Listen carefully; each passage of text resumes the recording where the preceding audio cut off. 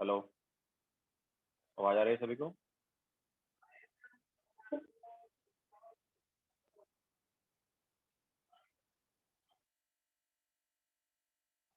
Okay, so good morning to all. तो कल हमने एंड में बताया था entropy change for solids and liquids, है ना, एंड फेज चेंज। ठीक है, तो एंट्रोपी चेंज डेल्टा एस हमने निकाला था फेज चेंज के लिए, मतलब जब सॉलिड से लिक्विड या लिक्विड से गैस वगैरह जा रहा है तो डेल्टा एस क्या होगा। इसके अलावा दूसरा था जब हमारे पास सेम स्टेट में रह के टेम्परेचर चेंज हो रहा है तो डेल्टा एस क्या होगा।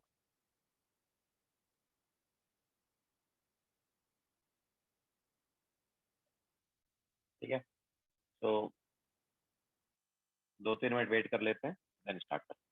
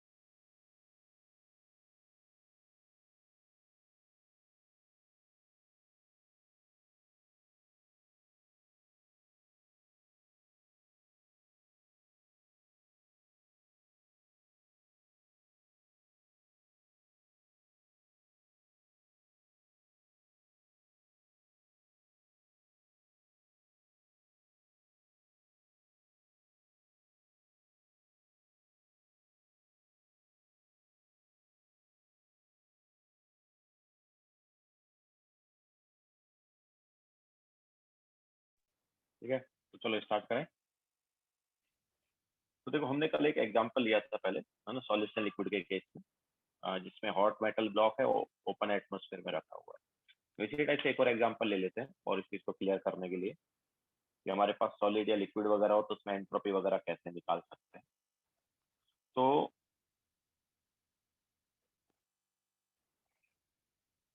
डेल हमें निकालना है भी डेल्टा एस। एक एग्जांपल, एक और एग्जांपल ले लेते हैं। हमारे पास टू मेटल ब्लॉक हैं,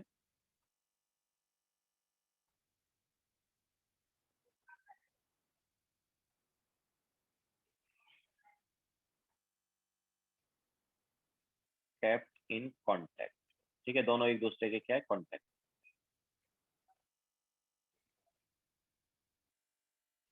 तो दोनों एक दूसरे के कांटेक्ट में, तो देखो कुछ इस टाइप से हैं।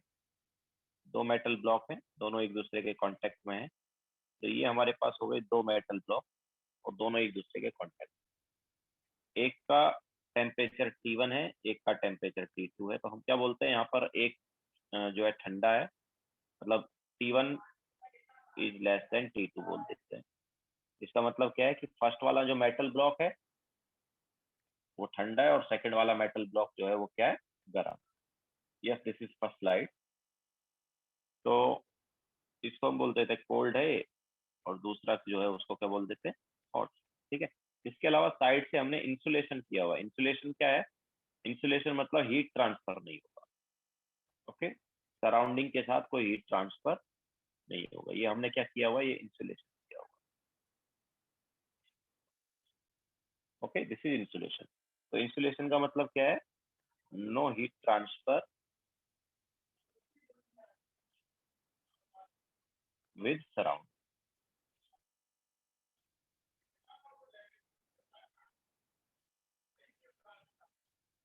ठीक है, सराउंडिंग के साथ कोई हीट ट्रांसफर नहीं है। तो ऑब्वियसली अगर सराउंडिंग के साथ हीट ट्रांसफर नहीं है,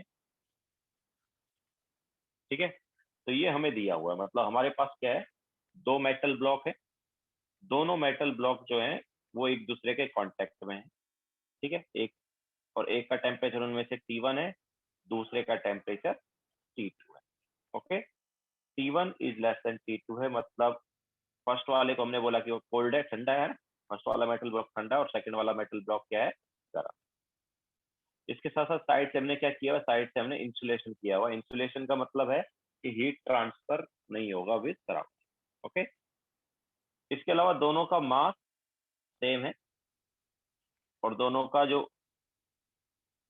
हीट कैपेसिटी है, स्पेसिफिक हीट कैपेसिटी, वो भी सेम है। ठीक है, तो ये हमारे पास। नाउ अब देखो क्या है, अब ऑब्वियसली इंसुलेशन किया हुआ है, मतलब हीट ट्रांसफर नहीं होगा विद सराउंडिंग। तो अगर सराउंडिंग के साथ हीट ट्रांसफर नहीं होगा, तो ऑब्वियसली डेल्टा एस सराउंडिंग क्या आएगा, जीरो आ जाएगा, क्योंकि सराउंडिंग के साथ तो हीट ट्रांसफर हो ही नहीं पा रहा है ना। तो डेल्टा एस सराउंडिंग क्या आएगा, जीरो आएगा ही नहीं आएगा। जैसे हमने बताया था, it is minus of Q system by T, but obviously surrounding के साथ तो कोई हीट ट्रांसफर हो ही नहीं रहा है। ओके, तो डेल्टा एस सराउंडिंग जो है वो क्या आ जाएगा, जीरो आ जाएगा। अगर हमें डेल्टा एस सिस्टम निकालना है, तो डेल्टा एस सिस्टम जो है वो क्या होगा, डेल्टा एस सिस्टम ऑब्वियसली क्या हो जाएगा, कोल्ड वाले का डेल्टा एस प्लस हॉट वाले का डेल्टा एस। ठीक है, दोनों का मिला के जो डेल्टा एस है वो क्या हो जाएगा, डेल्टा एस सिस्टम हो जाएगा। अब कोल्ड वाले का डेल्टा एस और हॉट वाले का डेल्टा एस क्या होगा, तो delta S system is equal to cold वाले का क्या होगा भाई, जैसा हमने बताया यार कि इसका फॉर्मूला क्या था, इसका फॉर्मूला था MS ln T final by T initial. तो टी फाइनल कुछ है, अच्छा देखो, दोनों जो है अब एक दूसरे के कांटेक्ट में है ना, तो क्या करेगा बताओ, दोनों एक दूसरे के कांटेक्ट में है, तो हीट किधर से किधर फ्लो करेगी, हॉट से कोल्ड साइड फ्लो करेगी ना। इस टाइप से हीट फ्लो करेगी हॉट से कोल्ड की साइड। ठीक है, और फाइनल टेम्परेचर दोनों का क्या हो जाएगा, सेम हो जाएगा। ओके, फाइनल टेम्परेचर दोनों का क्या हो जाएगा, सेम हो जाएगा। तो कोल्ड वाले का डेल्टा एस क्या होगा, तो उसका फाइनल टेम्परेचर डिवाइड बाय उसका इनिशियल टेम्परेचर। तो कोल्ड वाले का इनिशियल टेम्परेचर क्या है, T1 plus MS ln, hot वाले के लिए क्या होगा, final temperature divide by initial. तो हॉट वाले का इनिशियल टेम्परेचर क्या है, हॉट वाले का इनिशियल टेम्परेचर क्या होगा, T। ठीक है, तो ये हमारे पास आएगा। now अभी हम टी फाइनल निकालेंगे कि टी फाइनल क्या है। ठीक है, पहले लिख लो ये।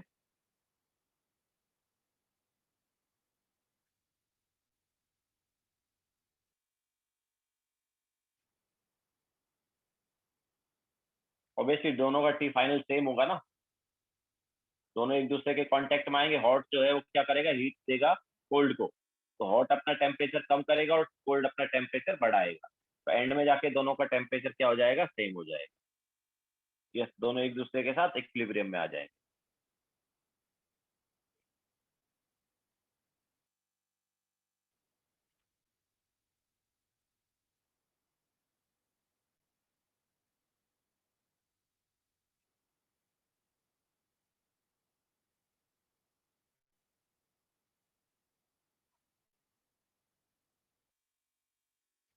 यस, दोनों कॉमन टेम्परेचर पे आएंगे।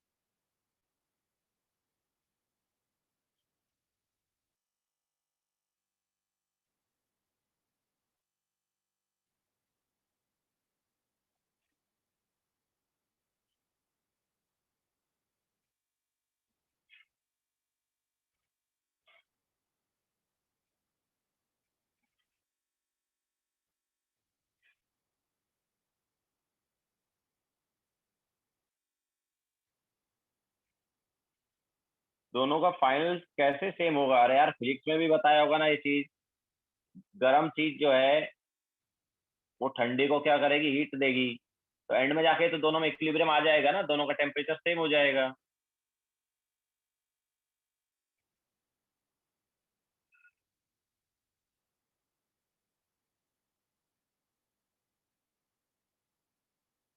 एंड में जाके दोनों का टेम्परेचर क्या होगा, सेम होगा, क्योंकि दोनों एक दूसरे के साथ इक्विलिब्रियम में आ जाएंगे।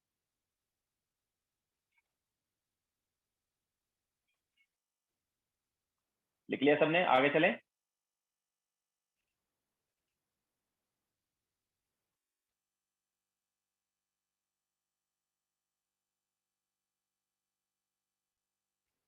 हाँ, फिजिक्स में वर्क डन का कन्वेंशन उल्टा है। मैंने बताया था जब लेक्चर हमने लिए थे वर्क वगैरह के, तब भी।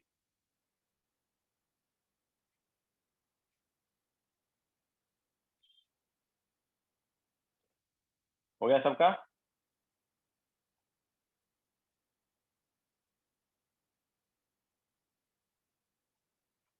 तो डेल्टा एस सिस्टम हमारे पास आ गया। कोल्ड का डेल्टा एस प्लस हॉट का डेल्टा एस। एंड कोल्ड का डेल्टा एस क्या हुआ, वही M S L N T final by T initial लगाया। तो दोनों का टी फाइनल तो सेम है, तो उसको टी एफ लिख दिया, divide by T initial cold के लिए क्या है, टी वन। इसके अलावा M S L N hot के लिए T final divide by T initial. तो टी फाइनल तो ऑब्वियसली टी फाइनल है, टी इनिशियल क्या है, टी टू है। ठीक है। अब ये टी फाइनल का वैल्यू निकालेंगे। तो टी फाइनल का वैल्यू क्या होगा, तो देखो हमें पता है कि जो कोल्ड वाला है वो अपना टेम्परेचर बढ़ा रहा है। ठीक है। सो कोल्ड वाले के लिए ऑब्वियसली जो फाइनल टेम्परेचर वो इनिशियल से ज्यादा है, T final is greater than T one है। इसके अलावा हॉट वाला जो है वो टेम्परेचर क्या कर रहा है, कम कर रहा है। तो उसका जो फाइनल टेम्परेचर है वो इनिशियल से क्या है, कम। ठीक है। तो ऑब्वियसली जो हमारे पास फाइनल टेम्परेचर आएगा वो टी वन से रहेगा बड़ा, लेकिन टी टू से रहेगा छोटा। ऐसा है। ठीक है। अब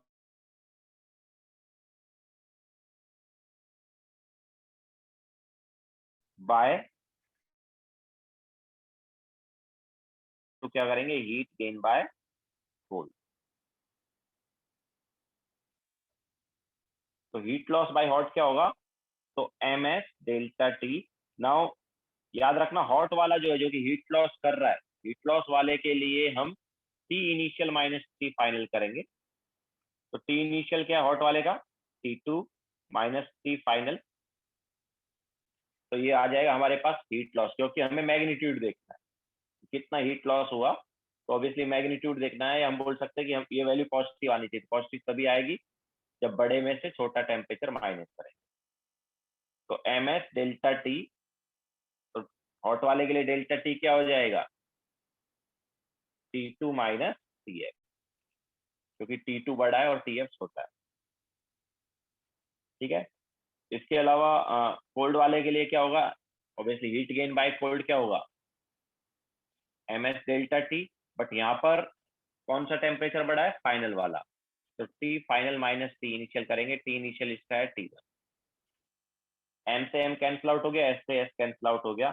तो T two minus T F is equal to T F minus T one. तो यहाँ से two times of T F is equal to आ गया T one plus T two. And T F जो है वो आ गया है T one plus T two by two. तो एक्चुअली आना भी चाहिए था, क्योंकि दोनों का मास भी सेम है और दोनों का स्पेसिफिक हीट भी सेम। ओके। इसलिए हमारे पास टी एफ जो है फाइनल टेम्परेचर जो है एवरेज आना चाहिए था, और एवरेज आ भी था। इसको हम डायरेक्टली भी कर सकते थे कि एवरेज आएगा। ठीक है। तो ये हमारे पास, अरे भाई ये तो हमने फाइनल एल एन कहाँ से आ गया? एम एस डेल्टा टी है ना, heat loss. Sunny, heat heat is M S delta T. वो तो डेल्टा एस में एल एन है ना, डेल्टा एस वाला फॉर्मूला में एल एन है, तो अभी तो हम टी फाइनल निकाल रहे हैं। ध्यान दो, ध्यान दो।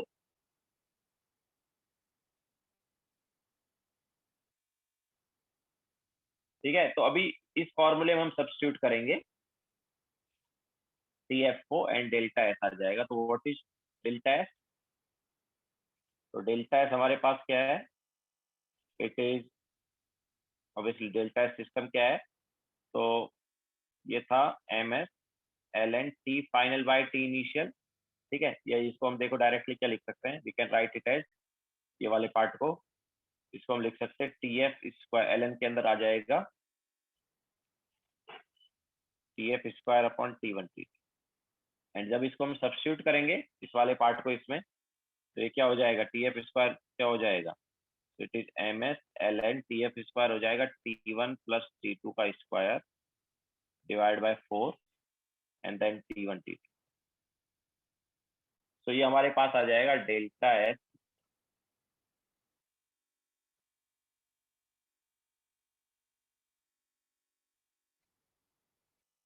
ठीक है, सो बेसिकली हमने क्या किया, ये वाला पार्ट जो है इसमें क्या कर लिया, एम एस कॉमन ले लिया, और L N A plus L N B क्या होता है? एल एन ए बी होता है ना। Okay, L N A plus L N B क्या होता है? L N A B.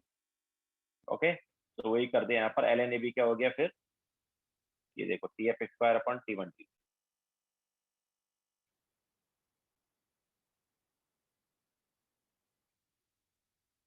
तो ये हमारे पास एक और एग्जांपल हो गया सॉलिड एंड लिक्विड वगैरह का चीज का।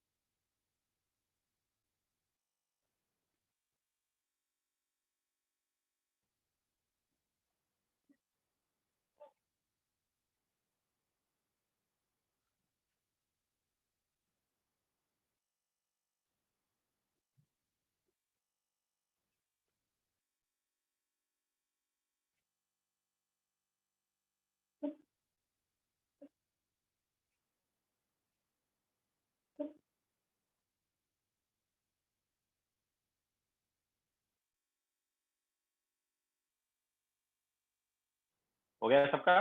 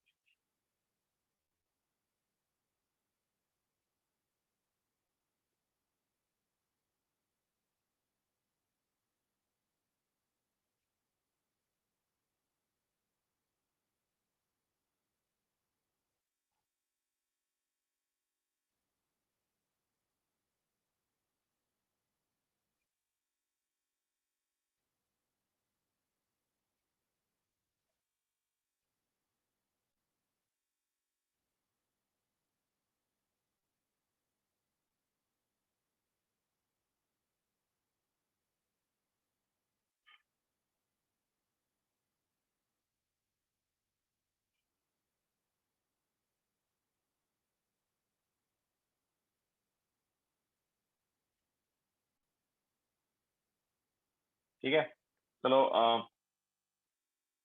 क्वेश्चन लेते हैं।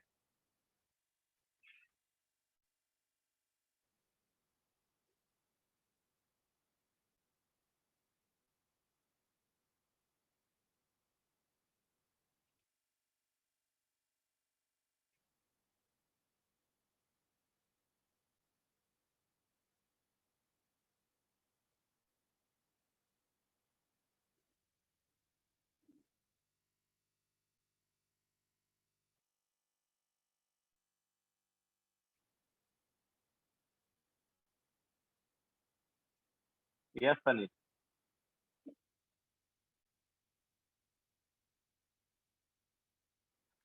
सो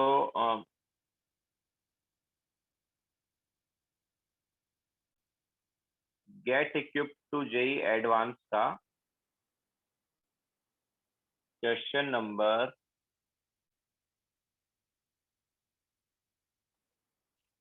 31। Get equipped to JEE advance का क्वेश्चन नंबर 31 करो।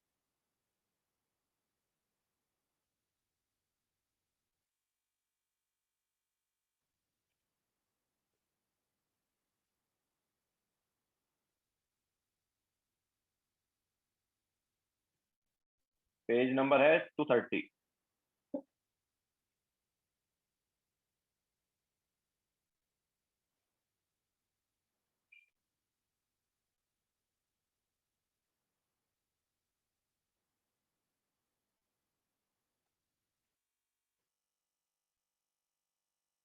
टू 200 केल्विन वाला नहीं भाई, 9 ग्राम आइस वाला।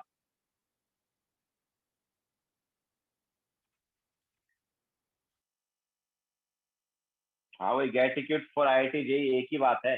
Gate equipped for JEE advance से get equipped for IIT JEE एक ही बात।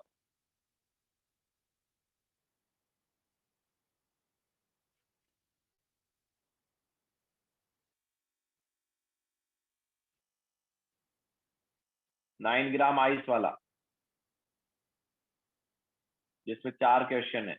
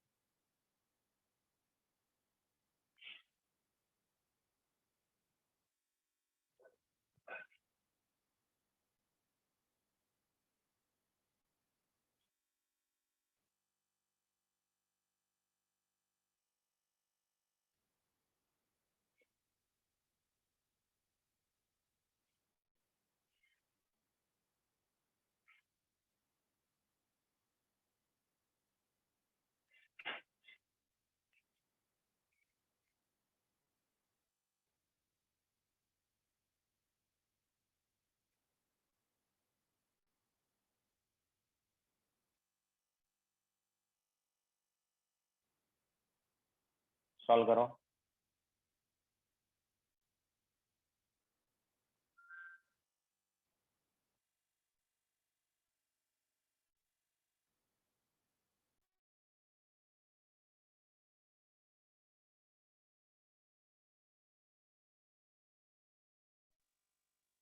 जो पिछला फॉर्मूला करा है उसमें मास किसका लेना होता है? मास जो भी सब्सटेंस है उसका लेना होता है ना भाई। जिसका भी हम निकाल रहे हैं उसका मास लेना होता है।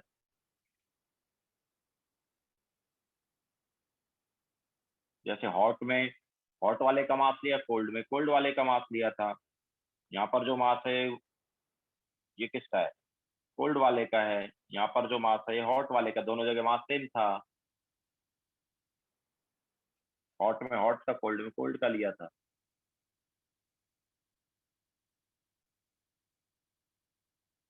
फाइनल फॉर्मूला में भी वैसे ही ना। फाइनल फॉर्मूला में क्या है, यहाँ पर दोनों सेम ही है ना, दोनों मास सेम थे।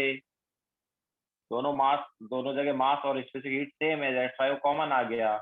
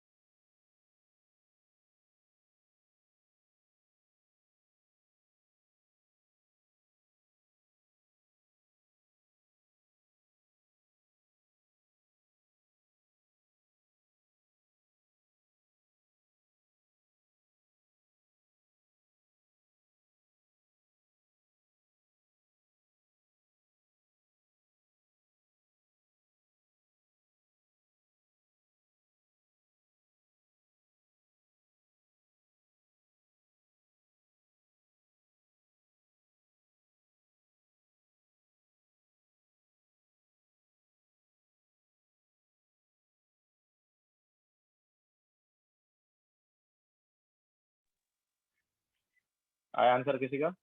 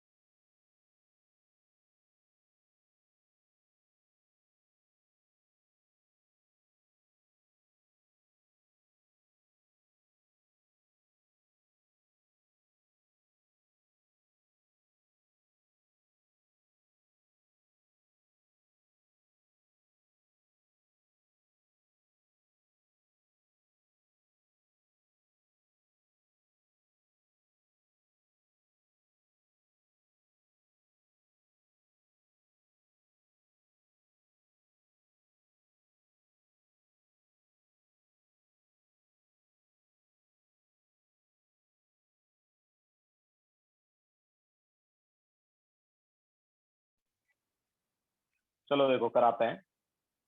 तो देख क्या है यहाँ पर 9 ग्राम आइस है एट 0 डिग्री। उस 9 ग्राम आइस को हमने मिक्स किया 36 ग्राम वाटर के साथ, जो कि 50 डिग्री पर है, and it is thermally insulated. ठीक है, तो ऑब्वियसली थर्मली इंसुलेटेड है, तो इसका मतलब क्या है, डेल्टा सराउंडिंग जो है वो क्या होगा, 0 हो जाएगा। क्यों? क्योंकि no heat transfer with surrounding.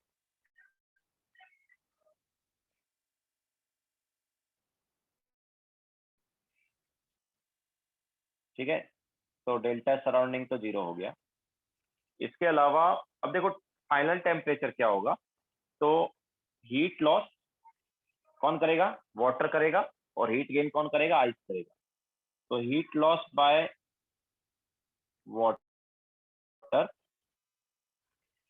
Is equal to heat gain by ice.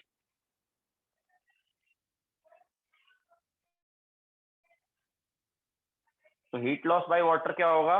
तो यहाँ पर उन्होंने सीपी लिखा है, एस को यहाँ पर क्या लिख दिया, सीपी लिख दिया। वैसे यूनिट जूल पर ग्राम ही है, बट एस को उन्होंने सीपी लिख दिया है। तो मास ऑफ वाटर कितना है? 36 इंटू एस की जगह क्या ले लेंगे, सीपी लिख देंगे, that is 4.18 into delta T. अब ये डेल्टा टी में हम क्या लिखेंगे, obviously heat loss by water है ना, तो ये वाटर हीट लॉस कर रहा है, तो इसका टेम्परेचर तो कम होता जाएगा। एस सीपी कैसे आ रहा है? एस यहाँ पर उन्होंने एस की, एस तो सी मतलब एस क्या है, स्पेसिफिक हीट कैपेसिटी है ना, उसकी यूनिट जूल पर ग्राम होती है। तो सीपी की यूनिट भी जूल पर ग्राम है। ओके, यूनिट देखो तो एक्चुअली एस ही है। तो वैसे सीपी मोलार हीट जूल पर ग्राम दी है, तो मतलब ये एस है। ठीक है, सीपी नहीं है, ये एक तरह से क्या है, एस ही है। सीपी मोलार हीट कैपेसिटी होना चाहिए। हाँ, सो ये एम हो गया, एक तरह से एस हो गया। इंटू डेल्टा टी, तो डेल्टा टी में क्या आएगा, ऑब्वियसली यहाँ पर हॉट वाले का टेम्परेचर, हॉट कौन है, वाटर है ना, तो उसका टेम्परेचर कम होता जाएगा, तो उसका इनिशियल टेम्परेचर ज्यादा है, तो 50 डिग्री ऑब्वियसली केल्विन में लेना है टेम्परेचर, तो 50 डिग्री मतलब 323 केल्विन माइनस फाइनल टेम्परेचर, ठीक है। So this is hot, sorry heat loss by water, इतना हीट लॉस करेगा वाटर। इसके अलावा हीट गेन कितना होगा, तो is equal to heat gain by ice.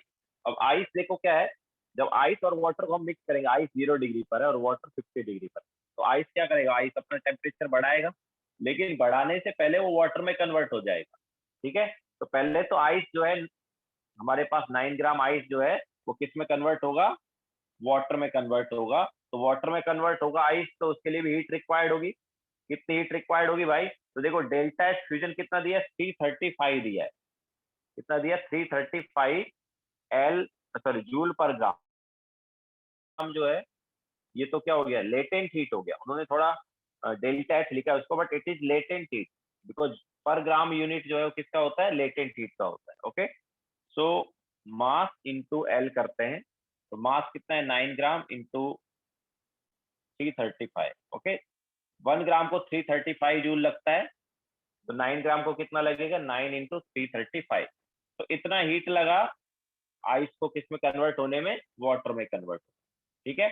So heat gain by ice, एक तो ये हो गया। इसके अलावा अभी वो जब वाटर में कन्वर्ट हो गया तो अब अपना टेम्परेचर चेंज करेगा, तो टेम्परेचर चेंज करेगा तो M S delta T, M तो हो गया 9, एस अब ऑब्वियसली वाटर हो गया ना, तो एस क्या है उसका, एस दिया ही हुआ है 4.18 into T final minus T initial, तो इनिशियल टेम्परेचर कितना है 273। तो ये इक्वेशन आ जाएगी ना, इस इक्वेशन को जब सॉल्व करोगे तो टी फाइनल आ जाएगा, कितना आ रहा है भाई टी फाइनल, किसी ने निकाला क्या, कितना आ रहा है टी फाइनल,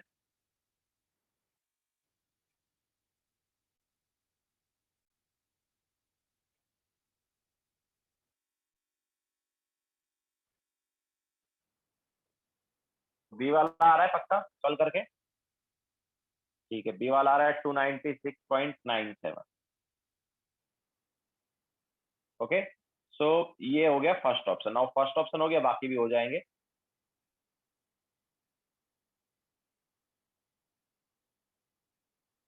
तो बाकी कैसे होंगे,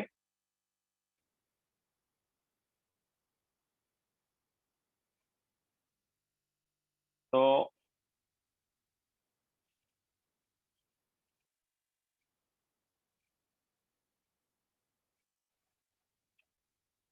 ठीक है, सो ये आया हमारे पास, और टी एफ,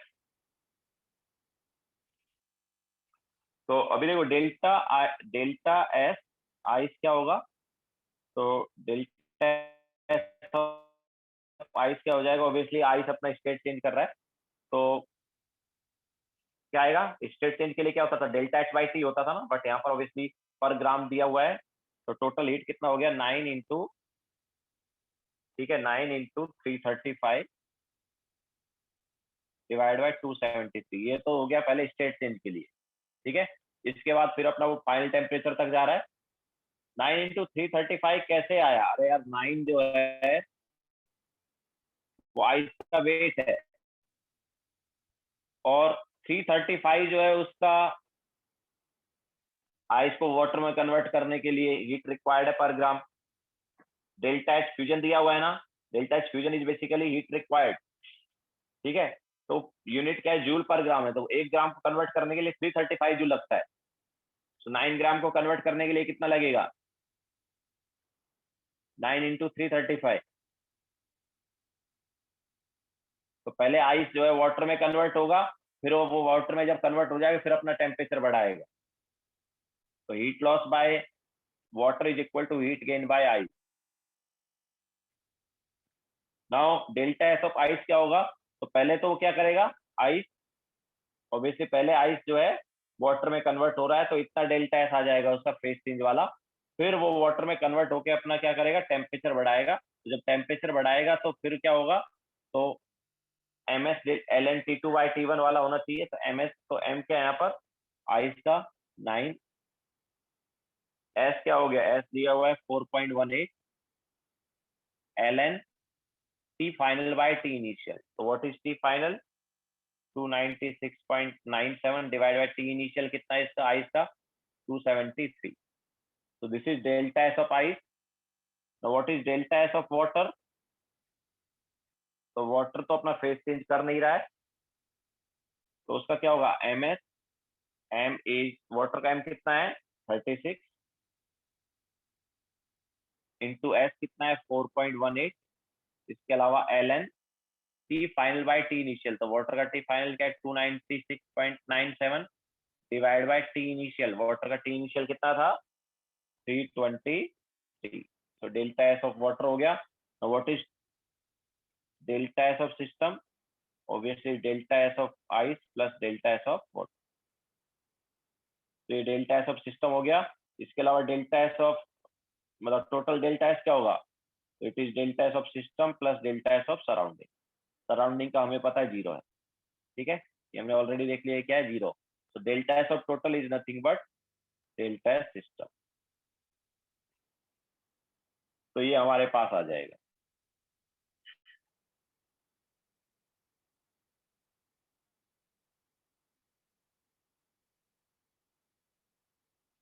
तो सॉलिड एंड लिक्विड वगैरह का केस दिया हो तो इस टाइप से हम कर,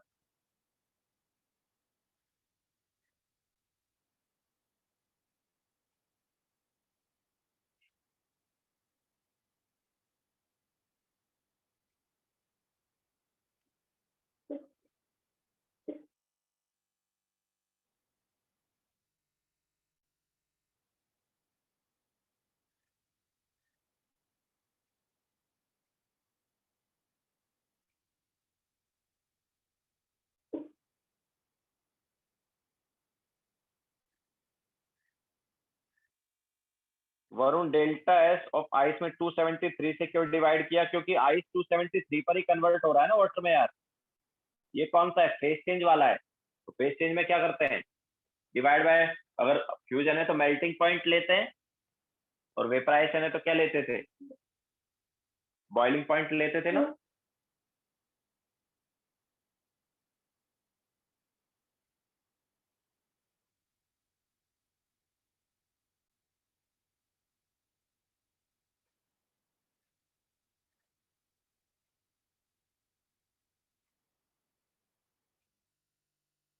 क्लियर है सबको।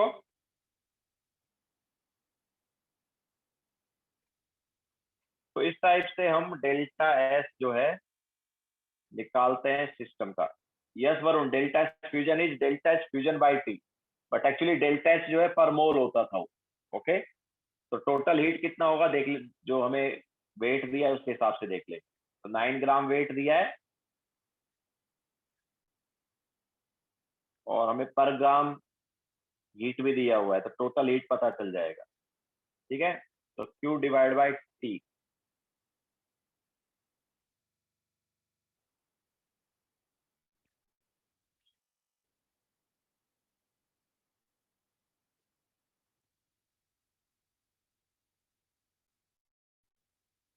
1 ग्राम का डेल्टा एस इतना होगा। ठीक है, 9 ग्राम का क्या होगा, मल्टीप्लाई बाय 9।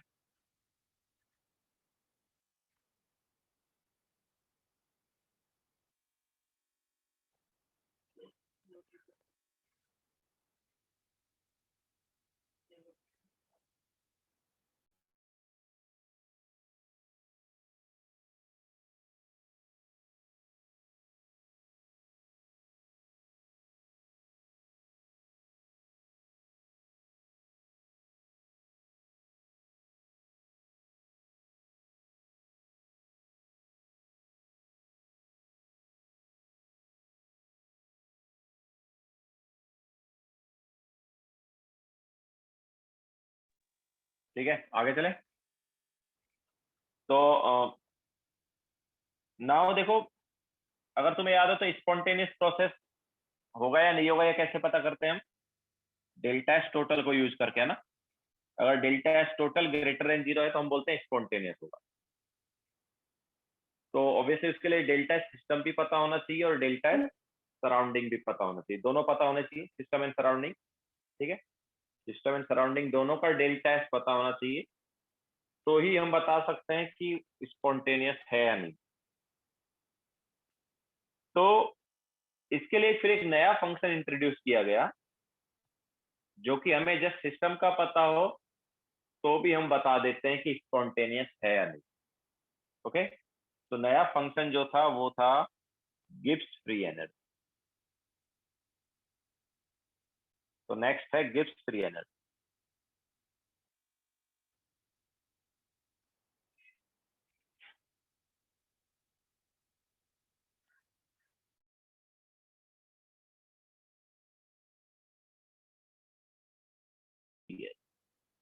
ठीक है, जी को कैसे डिफाइन किया गया, एच माइनस टी एस। जी जो है ये दी स्टेट फंक्शन है, इसके अलावा ये एक्सटेंसिव वेरिएबल है, मतलब अमाउंट पे डिपेंड करता है।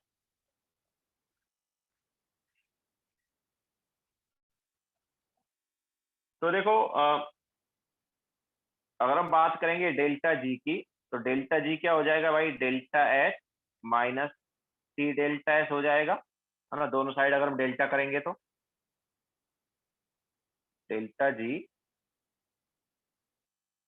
Is equal to delta H minus, या फिर ऐसे कर लेते हैं delta of H minus T S. ठीक है, ये डेल्टा जी हो गया delta H minus T delta S at constant temperature.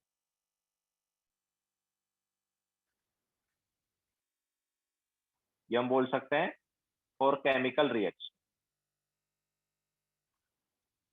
तो इसका कॉन्सेप्ट हम जनरली केमिकल रिएक्शन के लिए यूज करेंगे कि केमिकल रिएक्शन स्पॉन्टेनियस है या नहीं। ठीक है, तो फॉर केमिकल रिएक्शन क्यों, क्योंकि केमिकल रिएक्शन कांस्टेंट टेम्परेचर पर होती है।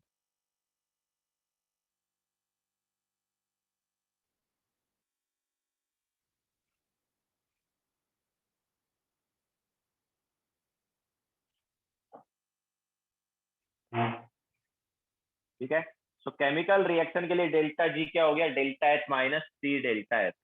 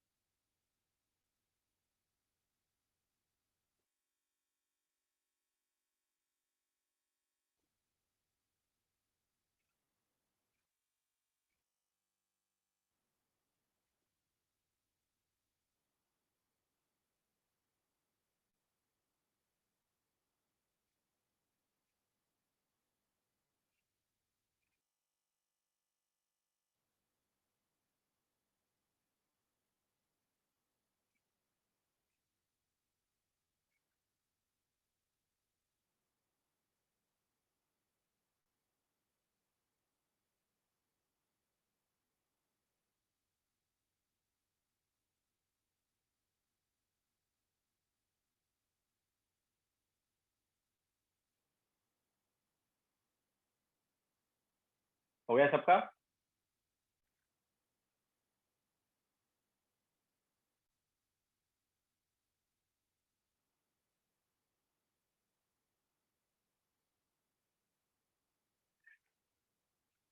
तो डेल्टा जी हो गया केमिकल रिएक्शन के लिए delta H minus T delta S. अब देखो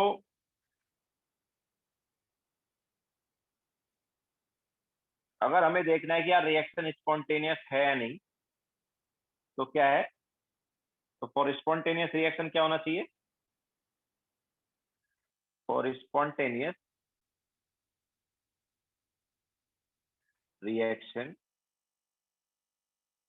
डेल्टा एस टोटल जो है वो क्या होना चाहिए, ग्रेटर देन जीरो होना चाहिए, नहीं होना चाहिए। Delta S total greater than zero होना चाहिए, मतलब delta S system plus delta S surrounding जो है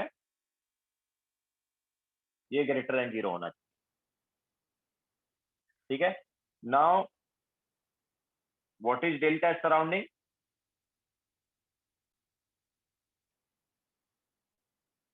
it is minus of delta S system या minus of Q system by T. है कि नहीं? डेल्टा सराउंडिंग क्या हो गया, minus of Q system by T. लेकिन हमें पता है कि क्यू सिस्टम जो है वो क्या हो जाएगा, डेल्टा एच हो जाएगा ना। Q is nothing but delta H, क्योंकि केमिकल रिएक्शन किस पर होती है, कांस्टेंट प्रेशर पर होती है। Okay, at constant pressure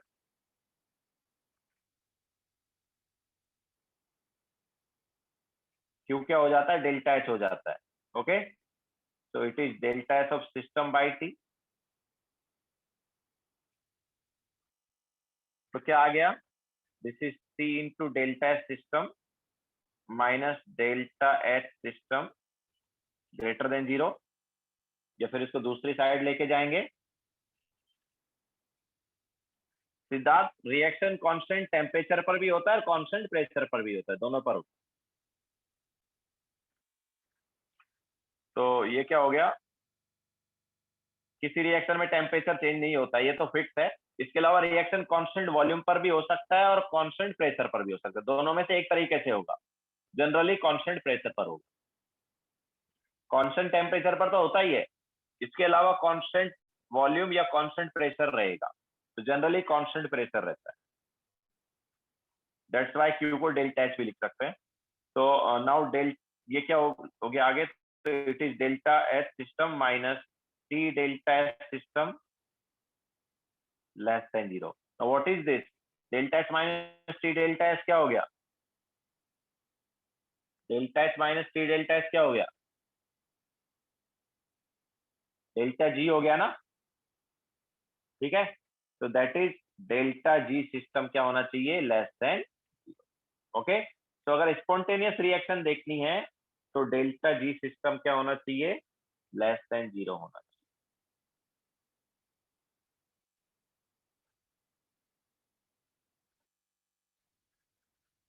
okay, तो हमें अगर स्पॉन्टेनियस पता करना है कि है या नहीं, तो डेल्टा एस टोटल पता होना चाहिए था, मतलब डेल्टा एस सिस्टम भी पता होना चाहिए था और डेल्टा एस सराउंडिंग। लेकिन डेल्टा जी के केस में जस्ट इसका पता हो, सिस्टम का पता हो, तो हम बता सकते हैं रिएक्शन स्पॉन्टेनियस है या नहीं।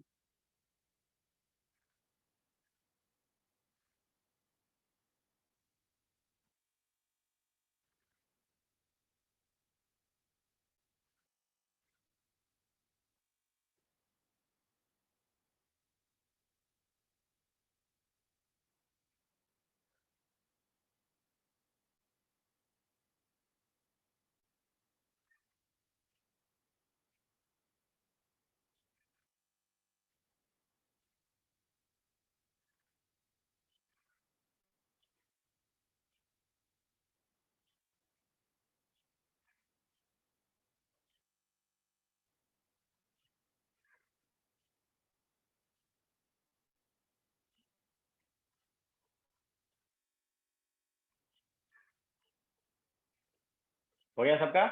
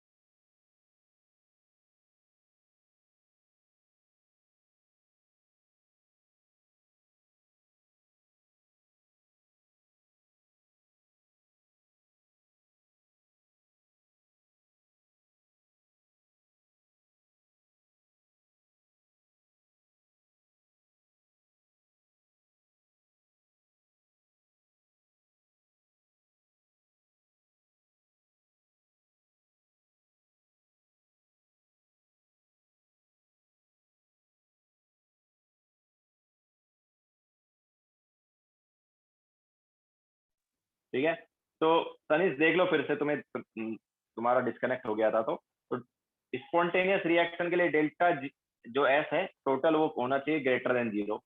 और डेल्टा एस टोटल क्या होता है? It is system plus surrounding. ठीक है,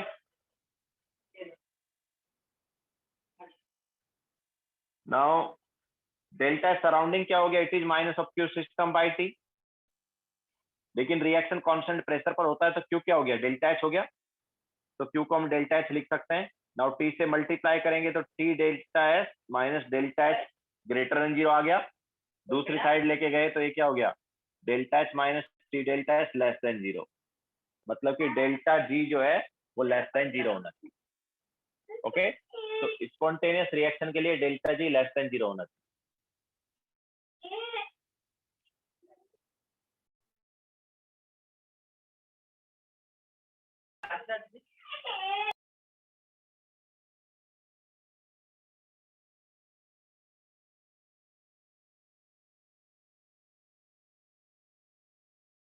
yes Siddharth.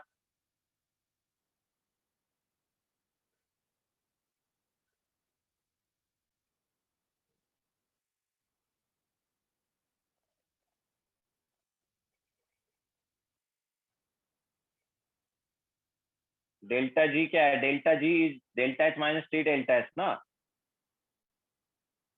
This is delta G system. दोनों मतलब ये भी सिस्टम का है, ये भी सिस्टम का, सब सिस्टम का ही है ना, तभी तो डेल्टा जी सिस्टम होगा वो। तो नाउ देखो तो क्या बोल सकते हैं हम इसको?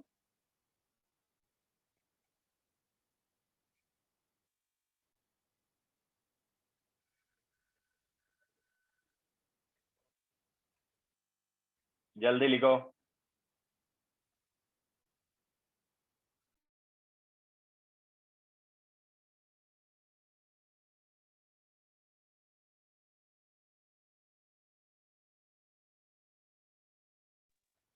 Siddharth, it is a function and it is introduced to determine spontaneity.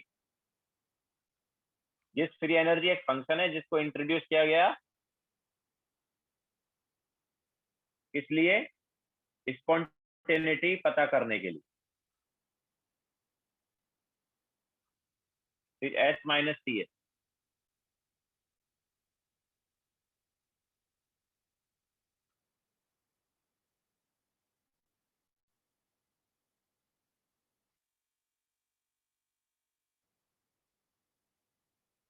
Okay, तो आगे चलते हैं अभी।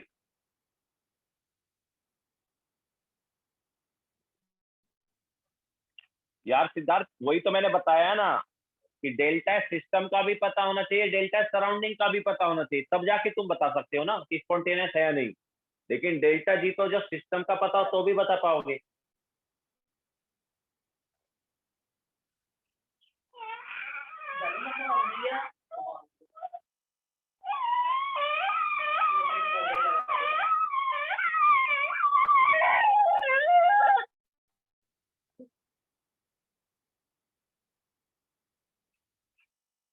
एक्सटेंसिव मतलब अमाउंट पे डिपेंड करेगा तनिष, पढ़ा नहीं क्या first lecture of thermodynamics? Extensive variable मतलब जो अमाउंट पे डिपेंड करता है।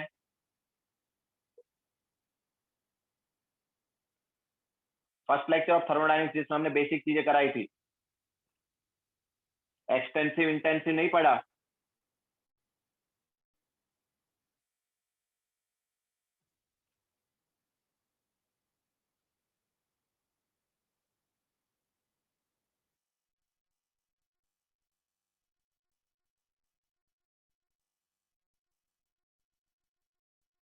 हाँ वही। ठीक है, ना आगे चलते हैं। तो डेल्टा जी हमारे पास ग्रेटर देन 0 हो सकता है, लेस देन 0 हो सकता है, बट अगर लेस देन 0 है तो हम बोलेंगे स्पॉन्टेनियस है। ठीक है, तो देखो कंडीशन क्या बोल सकते हैं। तो if delta G less than 0 then spontaneous reaction. ठीक है, अगर delta G, obviously delta G system है ना, अगर मैं डेल्टा जी लिख रहा हूँ तो बाय डिफॉल्ट वो क्या है, डेल्टा जी सिस्टम है। If delta G is less than zero then spontaneous, अगर डेल्टा जी जो है ग्रेटर देन जीरो होगा देन नॉन स्पॉन्टेनियस, तो फिर रिएक्शन जो है वो नॉन स्पॉन्टेनियस होगा। और अगर डेल्टा जी जो है वो इक्वल टू जीरो आ गया देन रिएक्शन जो है वो इक्विलिब्रियम पर होगा।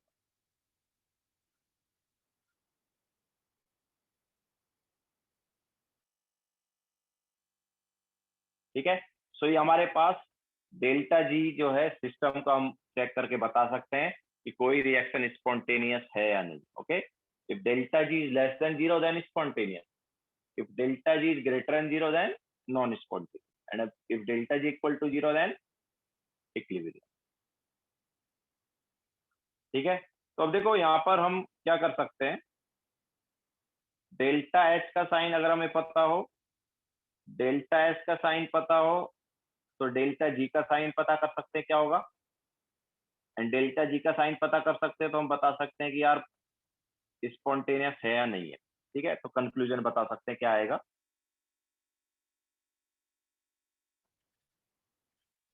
यस तनिष, रिवर्स जो हमारे पास इक्विलिब्रियम है वो रिवर्सिबल रिएक्शन में ही आएगा। Delta G equal to zero वाला जो है ये इक्विलिब्रियम रिएक्शन में ही हो पाएगा, सॉरी रिवर्सिबल रिएक्शन में ही हो पाएगा। इक्विलिब्रियम जो है रिवर्सिबल रिएक्शन में ही आता है। नाउ अब देखो क्या था, डेल्टा जी जो है वो क्या था, डेल्टा जी था अपने पास delta H minus C delta, ये था ना। तो अब देखो अगर मैं बोलता हूँ कि यार डेल्टा एच का साइन है, मतलब चलो इसको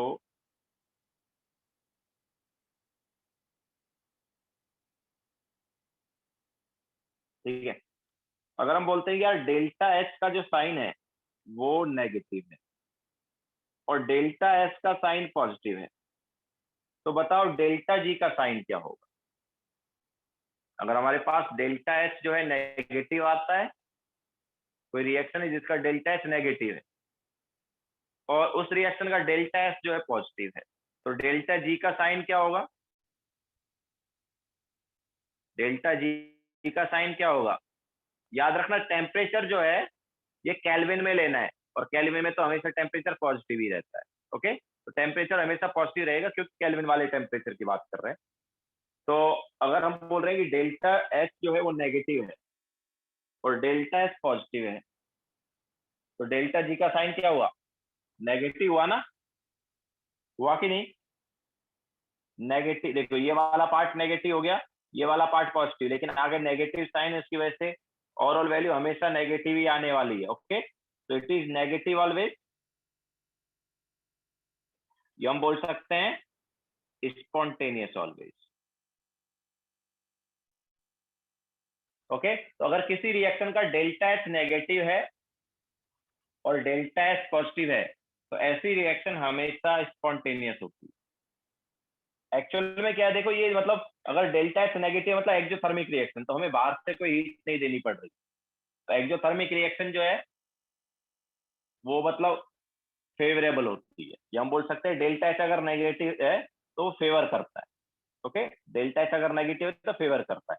और स्पॉन्टेनिटी क्या होनी चाहिए, सॉरी एंट्रोपी क्या होना चाहिए, पॉजिटिव होना चाहिए ना, एंट्रोपी क्या होना चाहिए, पॉजिटिव, तो एंट्रोपी पॉजिटिव होना चाहिए तो वो भी फेवर करता है। ठीक है, तो डेल्टा एच नेगेटिव जो होगा तो फेवर करेगा, डेल्टा एच नेगेटिव मतलब रिएक्शन एक्सोथर्मिक। ओके, तो एक्सोथर्मिक रिएक्शन फेवरेबल होती है, तो डेल्टा एच नेगेटिव है तो फेवर करता है और डेल्टा एच पॉजिटिव है तो फेवर करता है। तो यहाँ पर क्या दोनों चीजें फेवर कर रही, दैट्स वाई हमेशा रिएक्शन स्पॉन्टेनियस होने वाली। ठीक है, क्योंकि डेल्टा जी हमेशा क्या आने वाला है, नेगेटिव आने वाला है। ये तो फर्स्ट केस हो गया। अब देखो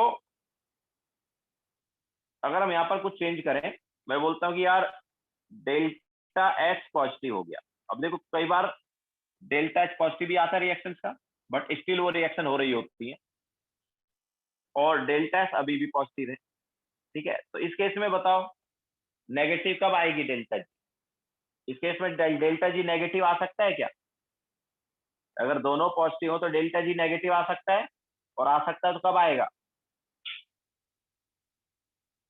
ठीक है, देखो ये भी पॉजिटिव है, ये वाला भी पॉजिटिव है। ठीक है, तो नेगेटिव कब आएगा? जब सेकंड वाला पार्ट जो है, ये वाला पार्ट जो है, सेकंड वाला पार्ट टी डेल्टा एस, वो डेल्टा एच से बड़ा होगा तभी नेगेटिव आएगा। और टी डेल्टा एस जो है डेल्टा एच से बड़ा कब होगा? जब टेम्परेचर की वैल्यू ज्यादा होगी। ठीक है, so negative at high temperature, जब टेम्परेचर ज्यादा होगा तो ये नेगेटिव आ जाएगा। इसका मतलब क्या है कि ऐसी रिएक्शन जो है स्पॉन्टेनियस होती है एट हाई टेम्परेचर। इसीलिए देखो एक्सोथर्मिक सॉरी एंडोथर्मिक रिएक्शन में टेम्परेचर ज्यादा रिक्वायर्ड।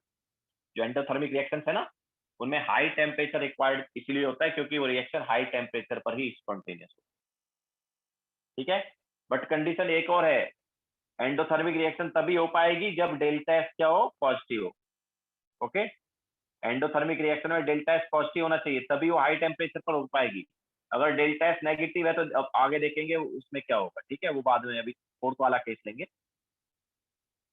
तो अपना थर्ड वाले केस में हम क्या करते हैं? अच्छा, तो इस केस में क्या हुआ था? इस केस में डेल्टा एस फेवर कर रहा था और डेल्टा एस क्या कर रहा है? अपोज कर रहा है। डेल्टा एस क्या आ गया? पॉजिटिव आ गया ना, तो डेल्टा एस क्या कर रहा था? अपोज कर रहा था, बट डेल्टा एस अभी भी फेवर कर रहा है। इसलिए रिएक्शन अभी भी क्या है? स्पॉन्टेनियस आ रही है। बट ऑब्वियसली स्पॉन्टेनियस कब आ रही है? स्पॉन्टेनियस आ रही है हाई टेम्परेचर। ठीक है, नाउ नेक्स्ट वाले केस में हम क्या करते हैं? डेल्टा एस को नेगेटिव रखते हैं, मतलब वो फेवर करेगा, बट डेल्टा एस को भी नेगेटिव ले लेते हैं। अब देखो डेल्टा एस अगर पॉजिटिव रहता है, एंट्रोपी अगर पॉजिटिव होता है, एंट्रोपी चेंज पॉजिटिव होता है तो फेवरेबल है। बट यहाँ पर हमने एंट्रोपी चेंज को ही नेगेटिव ले लिया तो अपोज करता है।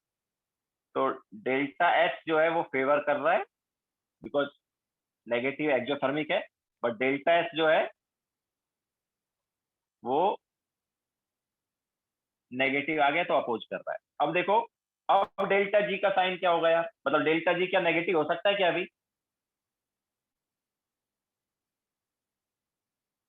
डेल्टा जी नेगेटिव हो सकता है? बिल्कुल डेल्टा जी नेगेटिव हो सकता है। कैसे होगा? देखो, ये वाला पार्ट है नेगेटिव, ठीक है, और ये वाला भी नेगेटिव है, तो आगे नेगेटिव साइन की वजह से पूरा पार्ट क्या हो गया? पॉजिटिव हो गया। ठीक है, तो ये वाला पार्ट तो हो गया नेगेटिव और ये वाला पार्ट क्या हो गया? पॉजिटिव हो गया। तो ओवरऑल वैल्यू नेगेटिव कब आ सकती है यार? ओवरऑल वैल्यू नेगेटिव कब आ सकती है? जब इसकी वैल्यू छोटी हो, है कि नहीं?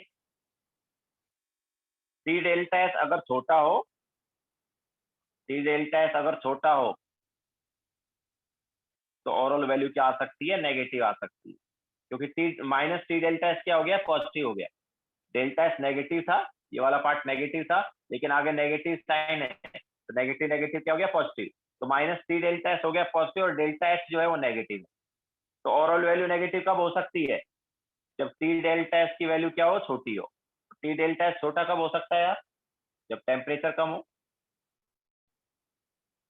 ठीक है, सो ये हमारे पास हो जाएगा एट लो टेम्परेचर। तो नेगेटिव एट लो टेम्परेचर मतलब स्पॉन्टेनियस एट लो टेम्परेचर। तो अगर एक्सोथर्मिक रिएक्शन है और उसका डेल्टा एस क्या है? नेगेटिव है, तो ऐसी रिएक्शन स्पॉन्टेनियस होती है लो टेम्परेचर। एंड लास्ट वाला केस लेते हैं हम, जिसमें दोनों अपोज करेंगे, मतलब डेल्टा एस हमने ले लिया पॉजिटिव, एंडोथर्मिक रिएक्शन है, और डेल्टा एस हो गया नेगेटिव, तो यहाँ पर दोनों अपोज कर रहे हैं।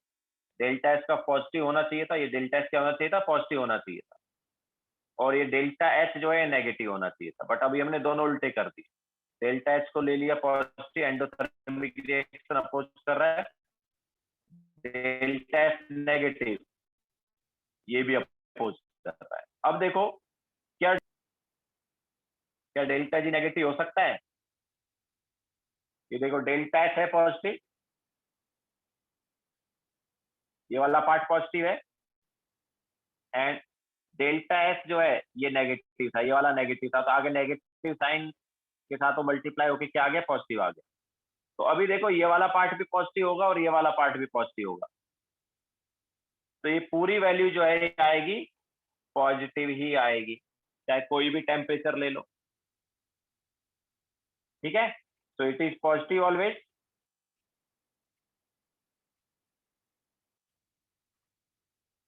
तो पॉजिटिव ऑलवेज है, तो ऐसी रिएक्शन नॉन स्पॉन्टेनियस होगी ऑलवेज। ओके, तो एंडोथर्मिक रिएक्शन तभी हो पाएगी, देखो ध्यान यहाँ पर हम देख सकते हैं third and sorry second and fourth case से, सेकंड एंड फोर्थ केस से हम देख सकते हैं कि एंडोथर्मिक रिएक्शन कब हो पाएगी। देखो दो सेकंड एंड फोर्थ केस दोनों में एंडोथर्मिक रिएक्शन है, लेकिन वो तभी हो पाएगी जब डेल्टा एस पॉजिटिव हो। अगर डेल्टा एस नेगेटिव हो गया तो फिर वो रिएक्शन नहीं हो।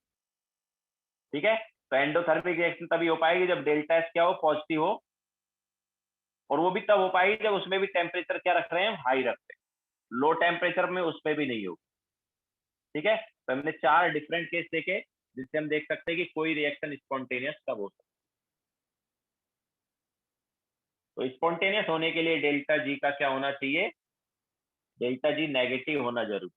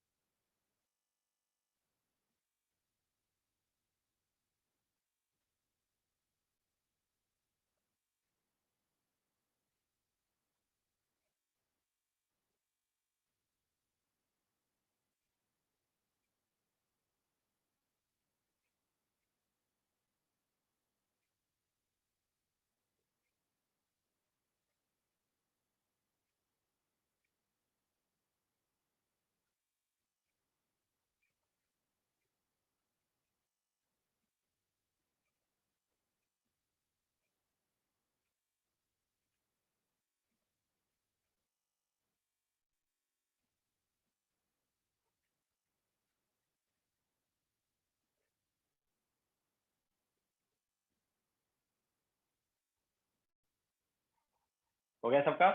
अब चलो क्वेश्चन करो।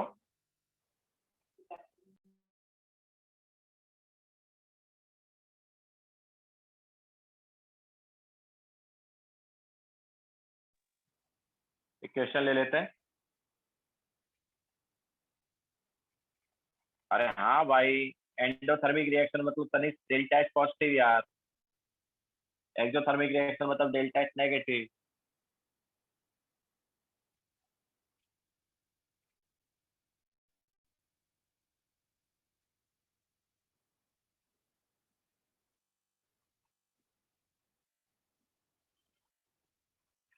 चलो क्वेश्चन करो। फाउंडेशन बिल्डर ऑब्जेक्टिव का क्वेश्चन नंबर 37।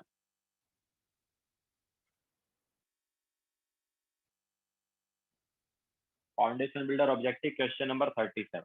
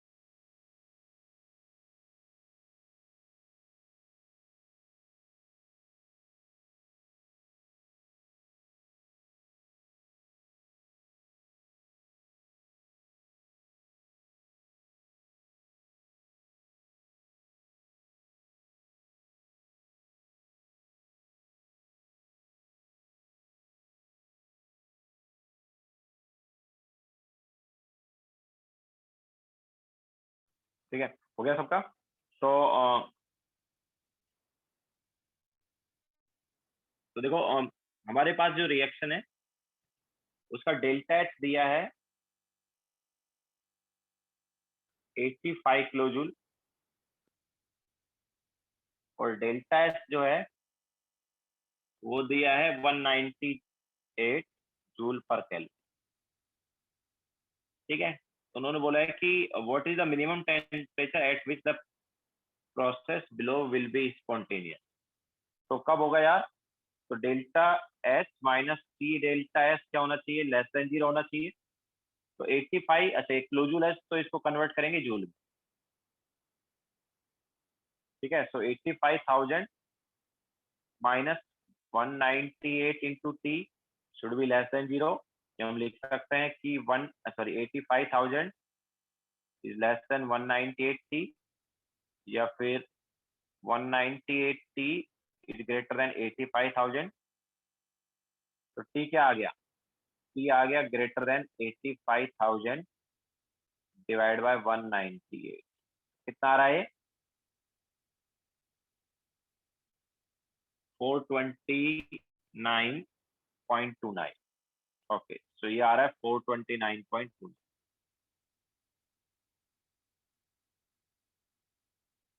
ठीक है, सो कौन सा ऑप्शन करेक्ट हुआ,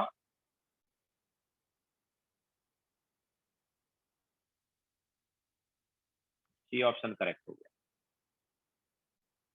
क्लियर है, तो इस टाइप से किसी भी रिएक्शन का हम चेक कर सकते हैं स्पॉन्टेनिटी, मतलब कोई रिएक्शन स्पॉन्टेनियस किस टेम्परेचर पर होगा, अगर उसका डेल्टा एच और डेल्टा एस वगैरह पता है। ओके, हाँ तो नहीं, तो अच्छा, नाउ एक और चीज है कि अगर हमारे पास जैसे डेल्टा एच फॉर्मेशन पता होता था, उससे डेल्टा जी ऑफ रिएक्शन निकाल सकते थे, तो वैसा ही कुछ है। तो डेल्टा जी ऑफ रिएक्शन, तो डेल्टा जी ऑफ रिएक्शन जो है वो क्या होगा, जैसे enthalpy of formation enthalpy of formation से एंथैल्पी ऑफ रिएक्शन निकालते थे ना, क्या करते थे याद है, summation of stoichiometric coefficient into enthalpy of formation, याद है। सेम वैसा ही डेल्टा जी के केस में भी कर सकते हैं। तो डेल्टा जी ऑफ रिएक्शन निकाल सकते हैं अगर हमें फॉर्मेशन वाला पता हो प्रोडक्ट एंड रिएक्टेंट का। तो delta G of formation of product minus summation of stoichiometric coefficient into delta G of formation of reactant. तो प्रोडक्ट माइनस रिएक्टेंट ही करेंगे, जैसे केमिकल रिएक्शन में हमने डेल्टा एच निकालते टाइम किया। ओके, तो इस रिएक्शन के थ्रू हमारे पास क्या आ जाएगा, डेल्टा जी आ जाएगा अगर हमें प्रोडक्ट एंड रिएक्टेंट का डेल्टा जी फॉर्मेशन दिया है।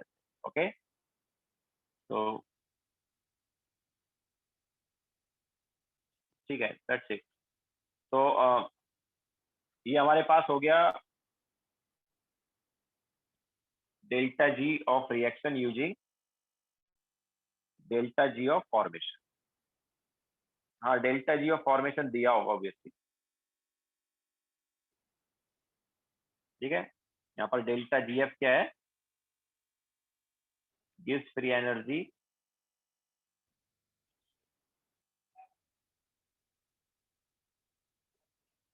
Change of formation.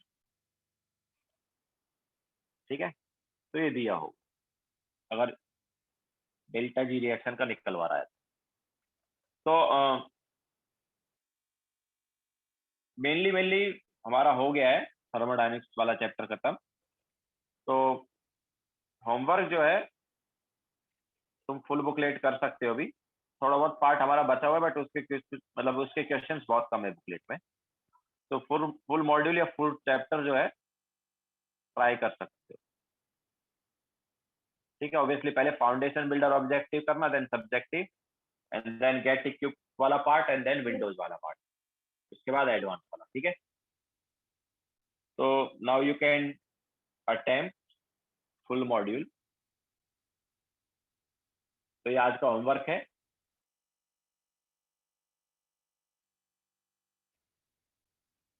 Gives free energy change of formation delta GF हो गया गिव्स free energy change of formation.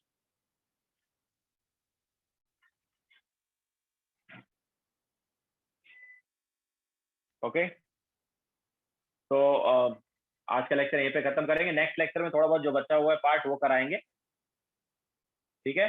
बाकी अभी तुम अटेम्प्ट कर सकते हो बिकॉज बचे हुए पार्ट के कुछ क्वेश्चन है नहीं बुकलेट, एक दो क्वेश्चन है। ओके, तो चलो हाँ नेक्स्ट लेक्चर में चैप्टर खत्म। आज ही हो गया ऑलमोस्ट चैप्टर खत्म तो वैसे, बट नेक्स्ट लेक्चर में तो हो ही जाएगा। ओके, तो चलो एंड करते हैं।